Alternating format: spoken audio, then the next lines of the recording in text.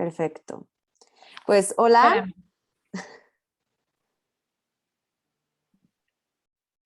Hola, mucho gusto, muchas gracias aquí por acompañarnos. Primero que nada, Cecilia, nos gustaría que te presentaras y nos cuentes un poquito sobre ti para, pues obviamente, conocerte y que después te hagamos estas preguntitas. Claro que sí. Hola, ¿qué tal? Mucho gusto. Me llamo Cecilia Sánchez Juárez Torres. Soy psicoterapeuta, soy especialista en trastornos alimenticios, especialista en sexualidad, soy logoterapeuta y tengo una maestría en psicoterapia psicoanalítica. Doy terapia clínica en consulta, tanto a niños desde 5 o 6 años, adolescentes y adultos. Buenas tardes. Perfecto, muchas gracias. Entonces, vamos a empezar a hacerte unas preguntas. Ujú. El tema de esta reunión va a ser enfocada especialmente a niños y a la Ok, pandemia. Entonces, ok, básicamente, ¿cómo esta pandemia afectó a niños menores, o sea, de 14 para abajo, yo diría? ok. La primera pregunta que queremos hacerte es, ¿cuáles fueron las principales consecuencias que se enfrentaron los niños con esta pandemia? Híjole, pues la verdad han sido muchas. Yo creo que la primera parte es la parte que no han podido socializar mucho o nada, podríamos decir. Ahorita ya un poco más, pero la primera parte de la pandemia fue muy complicada porque pues sabemos que el hombre, el ser humano, es pues, seres de sociedad y tenemos que confiar, tenemos que relacionarnos, vincularnos con la gente, ¿no? Y esta parte pues nos fortalece, nos da autoestima, seguridad personal y demás. Y es cuando vemos que el aislamiento de no poder ir a la escuela, de aislarse, pues inclusive quedarse en casa, hace que los niños tengan ciertas regresiones y también pues vivan con muchos miedos y inseguridades. Perfecto. ¿Y a los padres de estos niños, qué consecuencias has encontrado o crees que hay en común? Híjole, pues a ver, yo que es el común denominador de todos los padres con tener a los hijos en casa, creo que es un cambio de vida total. La dinámica familiar se ha vuelto a formar de una manera diferente debido a que pues todos, tanto el padre como la madre están conviviendo en casa, haciendo home office y los niños conectados constantemente pues a un monitor, ¿no? En la parte de la tecnología creo que es afectado mucho y sobre todo las madres han tenido mucha frustración, mucha intolerancia y muchos enojos, ¿ok?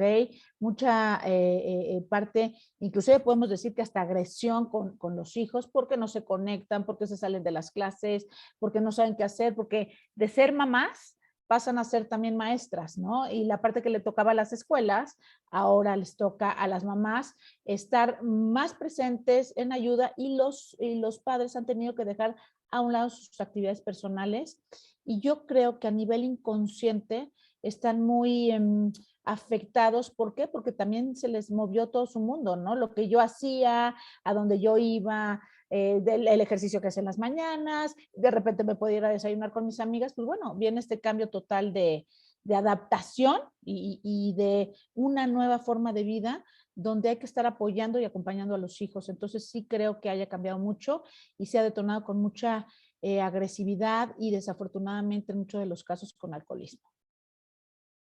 Muy interesante. Ujú.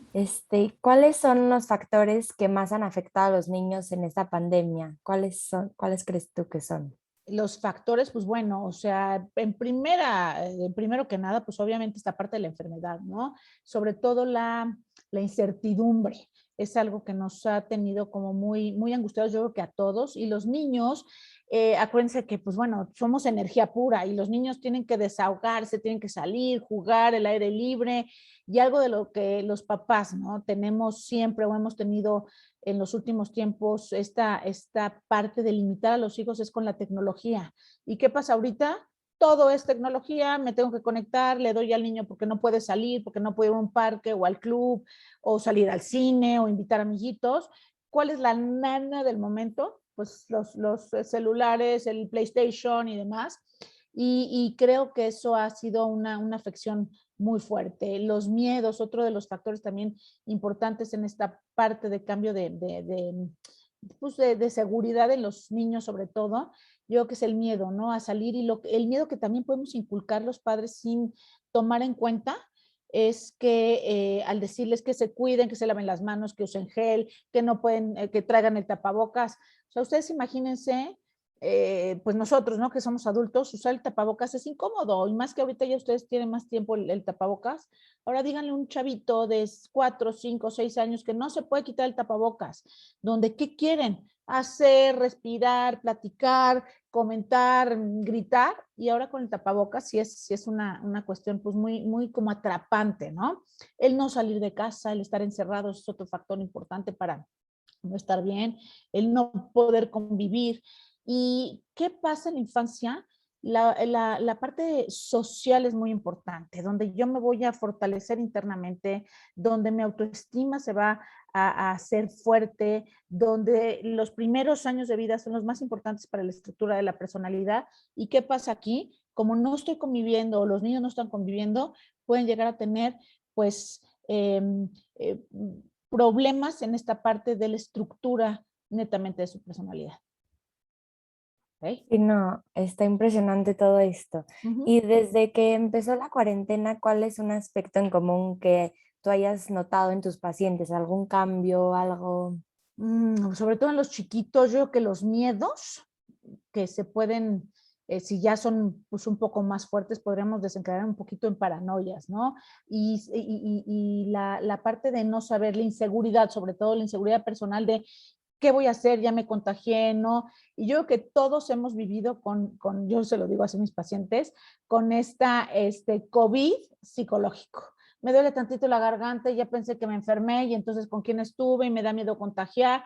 Y es una problemática actual. Ahora, los niños sí han cambiado muchísimo su forma de vida y ha sido, digo, yo antes tenía muy pocos, realmente eran pocos los chavitos que atendía. Hoy me ha crecido mucho más la cantidad de pacientes pequeños en mi consulta. Sí, sí está muy impresionante y más con estos niños. Bueno, se hizo un metaanálisis realizado por la Universidad de Calgary que reúne datos de 29 estudios en los que participaron 80,879 jóvenes de todo el mundo. Y los resultados muestran que los síntomas de depresión y ansiedad se han duplicado en niños y adolescentes en comparación con la época anterior de la pandemia. También resume todo, bueno, todo esto lo resumió esta universidad. ¿Qué opinas de este dato? ¿Qué se puede hacer con estos resultados o qué otros datos tú nos podrías compartir sobre este tema? Pues mira, qué buen tema acabas de tocar, porque sí es uno de los factores importantísimos que no lo había yo mencionado, sobre todo la depresión y la ansiedad. Yo creo que en todos los seres humanos actualmente tenemos un poco de esta parte, ¿no? Precisamente por lo que estamos viviendo, pero en niños se ha escalado la forma de esta depresión y de esta ansiedad en cuestión de que están tristes. Tenemos que entender una cosa, los niños y los adolescentes muchas veces se demuestra o cómo se percibe la parte de la depresión, se percibe a través de no es de quedarse dormidos y que ya no quiero salir de mi casa y entonces ahora qué voy a hacer, o sea, no, o sea, de quedarme encerrado en mi cama y tristes, no. Generalmente en los niños y en los adolescentes la depresión se manifiesta a través del enojo. Entonces podemos ver a muchos niños con mucha agresividad, con mucha ira, ¿no? Y sí, es una cuestión muy importante que hay que tomar en cuenta. Se ha expandido muchísimo la ansiedad y la depresión en niños. ¿Y qué se hace? Pues obviamente con estos estudios los que mencionas, nos podemos dar cuenta que los médicos, sobre todo los psiquiatras de niños que se llaman psiquiatras, han aumentado muchísimo su consulta en cuestión de la atención a este tipo de problemática en la infancia. Entonces, creo que la contención familiar es muy importante, creo que el estar como muy alertas a ver qué es lo que está sucediendo con estos niños. Tengo a mi hijo y si lo noto más bajo de ánimo, si lo noto constantemente enojado, si lo noto agresivo o tristón y que no quiere convivir y como que se aísla y demás, hay que estar muy abusados y pedir, yo creo que la mayoría de las veces, si no es que siempre, ayuda profesional. ¿Ok? Sí, no, es que todo lo que dices me siento relacionada. Claro, es que Pero a todos nos encaja, ¿no? sí, no. ¿Cuál crees tú que es la importancia social o emocional de que los niños asistan presencialmente a las clases? Híjole, es buenísimo. Mira, son dos vertientes. O sea, una es obviamente hay que cuidar, ¿no? Cuidarnos todos y pues cuidar a los hijos en este caso de la cuestión de adquirir el COVID, ¿no? La enfermedad. Y pues cómo lo hacemos o cómo se transmite, pues digo, sabemos cómo, ¿no? De no tener los cuidados necesarios, el no estar muy cerca de la gente o no ponerte gel o no tener pues estos cuidados. Por eso es muy complicado los niños que vayan a la escuela, porque ¿cómo les enseñas que no se abracen con sus amiguitos, que no coman juntos en el recreo, que no le ofrezca yo al otro mis papitas, ¿no? Esa es una de las cuestiones importantes. Pero yo creo, y lo tengo como muy hablado con colegas míos que nos dedicamos a esto de la salud emocional, que la parte de socializar es básica, indispensable. Entonces, ¿de qué se habla aquí? Que al igual que la salud física, la salud emocional es importantísima. ¿Cómo se tiene salud emocional? Pues digo, ya estuvimos encerrados y hemos visto que las enfermedades, las patologías psicológicas, mentales y demás han incrementado. Entonces, la parte de relacionarse es básica. Sí creo que es una buena medida el volver a tomar clases presenciales. Complicada, quizás un poco peligrosa, sí lo entiendo, pero para mí, para lo que yo he visto, creo que va a ser muy favorecedor a nivel de fortalecimiento personal, seguridad y autoestima. Claro, claro. Y bueno, justo hablando de esta parte de las clases presenciales, ¿cuál crees que sea el impacto del cambio repentino de clases en formato remoto a presencial? O sea, ya que estos niños llevan un año o más de un año en casa, ¿crees que vaya a haber algún impacto que de la nada regresen a clases presenciales? Muchísimo. Acuérdate que los seres humanos somos seres de costumbres. Entonces, después de mucho tiempo de haber estado encerrados, porque prácticamente estuvimos encerrados, aunque salgamos que al súper o que de repente no, una comidita o algo, o ver a algún amigo, de todas maneras esta parte de vida nos cambió a como era antes, ¿no? O sea, antes de la pandemia. Y el estar, no sé, un año y medio encerrados y sobre todo sin ir a la escuela, nos hizo acostumbrarnos. ¿Qué estamos viendo actualmente? Nosotros los que nos dedicamos a esta parte, que hay como dos vertientes importantes. Una de ellas es que muchos de los adolescentes, hablando un poquito de ahí, pero sobre todo también de los niños, no quieren regresar a clases. ¿Por qué? Porque se sienten cómodos, acogidos en su hogar, en su casa. ¿Okay? Entonces, prefieren que la comunidad y la seguridad de mi casa y mis padres. Ya no quiero, ¿para qué? Empieza a hacer esa forma de pensar. ¿Para qué ir a una escuela si todo lo puedo aprender en línea? No tengo que relacionarme, ¿qué tal que me van a criticar? ¿Qué tal que me van a decir? Creo tristemente que el bullying va a aumentar. ¿Por qué? Porque después de tanto tiempo sin ver al otro, pues ¿qué pasó? Quizás muchos engordaron, otros enflacaron, otros se hicieron agresivos, están con la autoestima baja y demás, entonces, o con una necesidad un poquito de poder, de sentirme mejor, entonces voy a someter. Y creo que sí va a ser uno de los factores importantes y va a afectar mucho a estos niños de estar acostumbrados a casa. Ahora ábrete otra vez al mundo, a conocer y ver algo diferente de lo que yo estaba acostumbrado, va a o sea, pegarles realmente en la parte emocional. Y la otra vertiente también es como el penduleo, ¿no? Estar encerrados, ahora que quiero, me voy hasta el otro lado y es todos como echados para adelante y los gritos de correr, no hay orden, no hay límites. ¿Por qué? Porque me empiezo a exaltar del ver al otro, a mis amigos, a volver a convivir. Entonces, creo que esta parte para ya el área de los profesores, los directores y demás, va a ser complicado, ¿no? El también llegar otra vez a la estructura, a las reglas, a la forma de dar o transmitir los estudios o los valores y demás, creo que sí va a ser bastante complicado. Y más también porque estamos viendo esta forma tan rara que seguramente ustedes están experimentando de la nueva pues, modalidad de cómo se estudia, unos virtual, otros no, otros hacen el trabajo en casa, otros sí van a la escuela, pero pues bueno, a través de la pantalla, los mismos profesores entran en conflicto. Entonces creo que para todos es un aprendizaje, pero sí va a haber mucha preocupación y sobre todo creo que se va a detonar mucha angustia en los niños.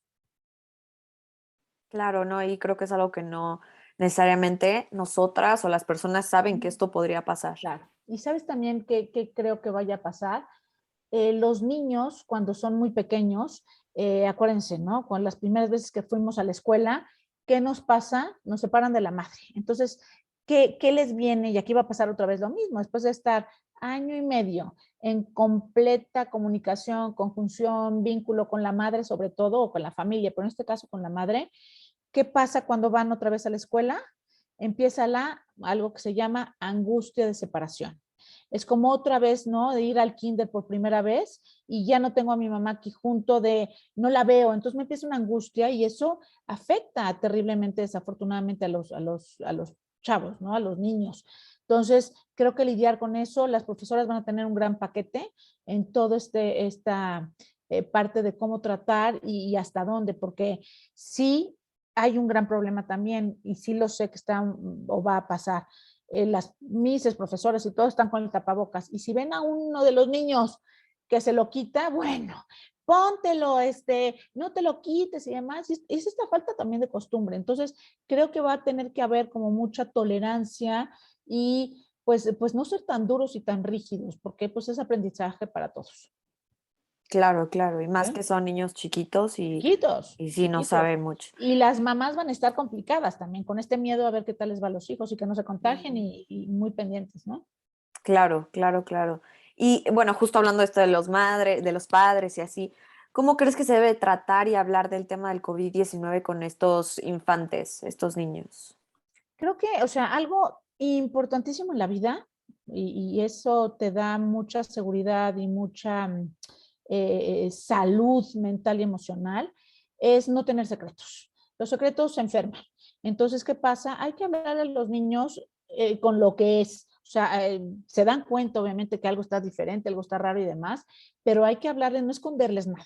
Creo que es importante que los hijos o los niños sepan qué es lo que estamos viviendo, qué consecuencias hay, pero también sin alarmarlos. ¿Por qué? Porque si no los vamos a llevar a un área donde el miedo va a crecer, va a escalonarse y entonces en lugar de darle seguridad, porque mi papá me está contando, me está diciendo qué es lo que pasa, me va a crear yo como niño, vamos a decirlo así, miedos y se pueden crear en un momento dado, detonar paranoias importantes. Entonces, hay que hablar con los hijos de una manera clara, de una manera abierta, para que ellos también sepan hasta dónde sí y hasta dónde no se pueden hacer las cosas.